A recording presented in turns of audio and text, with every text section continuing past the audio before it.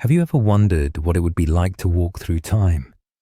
To stand in the shadows of ancient stone walls where kings once ruled, battles were fought, and legends were born. They are living echoes of a dramatic and storied past. From towering fortresses perched on rugged cliffs to mysterious keeps hidden in the misty highlands, and where ancient stone giants stand sentinel over glens, lochs, and windswept shores. These are the castles of Scotland, silent witnesses to centuries of war and romance, betrayal and loyalty, ambition and defiance. They are not merely buildings, but relics of a nation's soul, etched into the very bedrock of history. Each tower, turret, and drawbridge carries the echoes of battles fought. This is their story. Scotland's castles are among the most iconic in the world. They vary in size, style, and significance. Yet together, they paint a portrait of a fiercely independent people. With over 2,000 castles spread across the country, it's said that you're never more than a few miles from one, no matter where you stand. Some lie in ruins, worn down by time and weather, while others remain meticulously preserved, offering vivid windows into medieval life. To understand Scotland, one must understand its castles. Our journey begins in the lowlands, where strategic strongholds first emerged during the 11th and 12th centuries.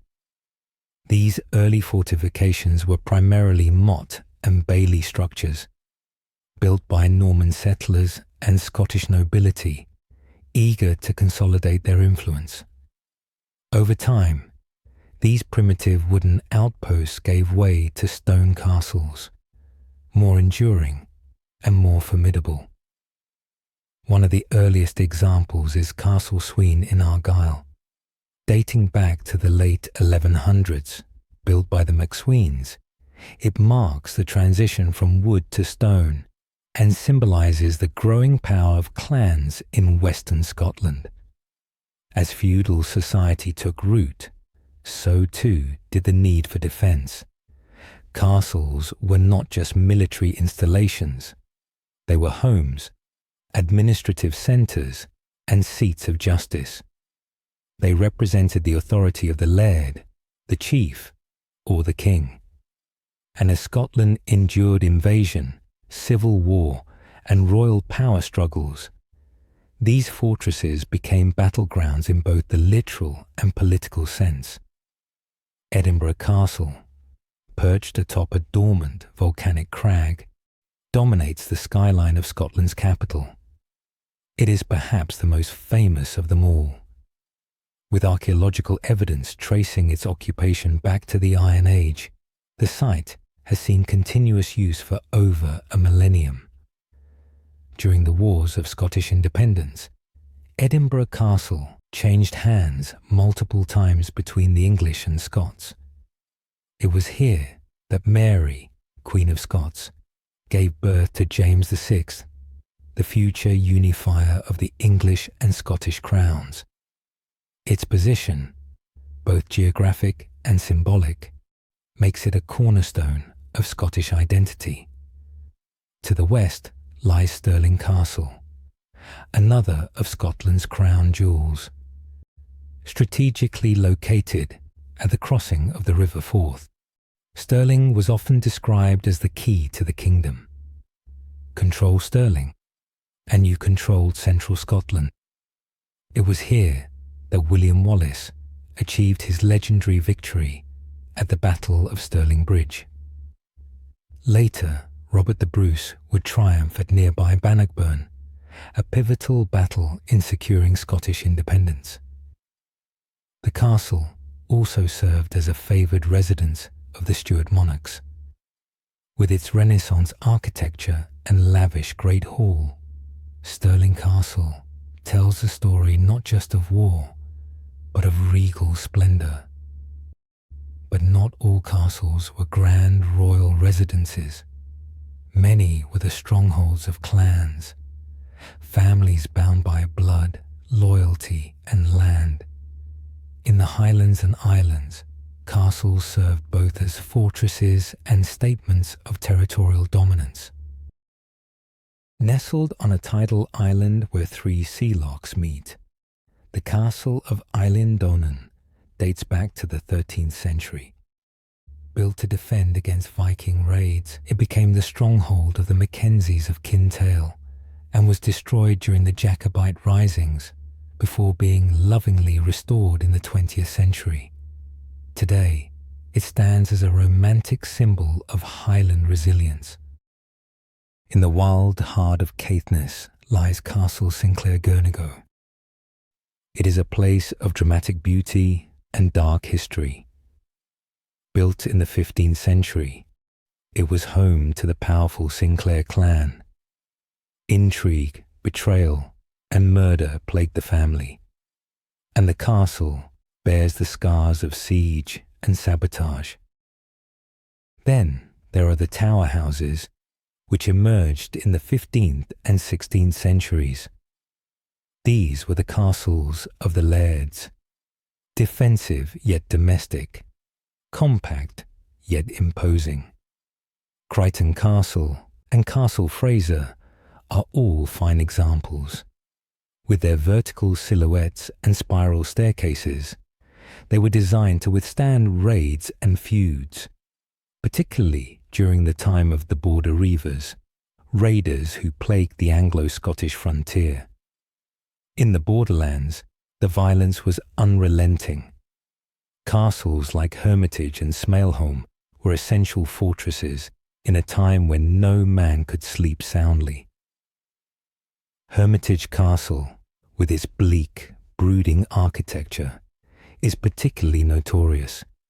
It was once described as the guardhouse of the bloodiest valley in Britain, a place where power was gained at the edge of a sword and lost in the blink of an eye. The nature of castles began to shift. Defense remained important, but comfort and display grew in significance. Interiors became more elaborate. Courtyards expanded. Gardens were planted.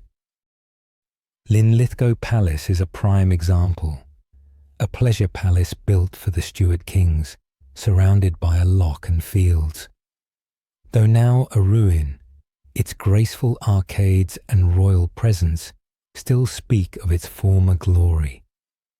By the 17th and 18th centuries, the age of castles as military fortresses was fading. This gave rise to the Scots baronial style, a uniquely romantic architectural movement that flourished in the Victorian era. Walt Disney himself is said to have drawn inspiration from Craigievar Castle when designing Cinderella's castle. Perhaps the most famous example of this style is Balmoral Castle.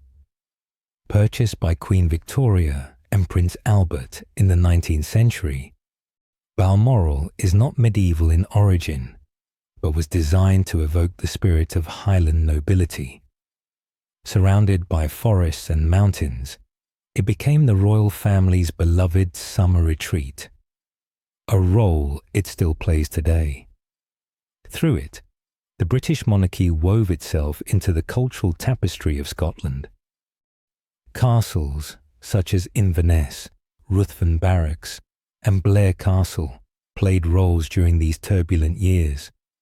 Some were held by government forces, others by rebels. The aftermath of the uprisings brought devastating consequences for the Highland way of life. Castles were abandoned, destroyed, or repurposed. Clan culture was suppressed and the tartan was banned, but the memory endured. Today, many of these castles are open to the public. They are more than tourist attractions. They are classrooms, time machines, and sacred ground. Each visitor who walks their halls steps into a living story. And yet, many castles remain hidden. Some are little more than crumbling ruins lost to the forest. their names long forgotten. Others stand on private estates, silent and dignified. They remind us that history is not always on display. It is often whispered through mossy stones and weathered lintels. The folklore tied to Scotland's castles is just as rich as their history. Ghost stories abound. Glamis Castle, ancestral seat of the Bowes-Lyon family, is said to be the most haunted in the country. Visitors report mysterious figures, unexplainable noises, and chilling presences. The legend of the monster of Glamis has fascinated and frightened for generations. At Fyvie Castle, a weeping stone is said to cry real tears, cursed by an old seer. Castle Fraser has its lady in green, and the ruins of Hales Castle carry tales of imprisoned enemies and secret lovers. These stories, though unverifiable, are deeply woven into the Scottish imagination. They give these ancient structures an emotional texture, a reminder that these were homes, not just fortresses. Why do these castles captivate us so deeply? Perhaps it is their grandeur. Perhaps it is the drama of their past. Or perhaps it is something deeper. Castles speak to our desire for permanence in a transient world. They endure, even as generations pass. They are markers of identity and resilience. For Scots, they are more than stones and mortar. They are part of the national psyche. The castles of Scotland are chapters in a story still being written. Whether ruined or restored, they continue to shape the landscape and spirit of this remarkable land. They invite us to imagine, to remember, and to reflect. As you gaze upon their weathered walls and shadowed corridors, listen closely. You may hear the clash of swords, the laughter of nobles, or the quiet rustle of history breathing through the stone. From the mighty fortress of Edinburgh to the remote ruins of Ardvrek. These castles are not relics, they are living memories. And they remind us always that in Scotland, the past is never truly past. It lingers in the hills, it echoes through the valleys, and it stands tall in the castles that have shaped a nation. And now, dear traveller, we come to the end of our wandering. The stones are still, the voices of the past have quieted, and the flickering torches of memory burn low. The castles, once alive with footsteps and song, now rest beneath the stars, just as you do. Let their silence be your comfort. You have walked through centuries, crossed lochs and mountains, stood beside queens and warriors, and now it is time to rest. May the winds that once circled those high towers now carry you gently into sleep. Until our next journey, good night.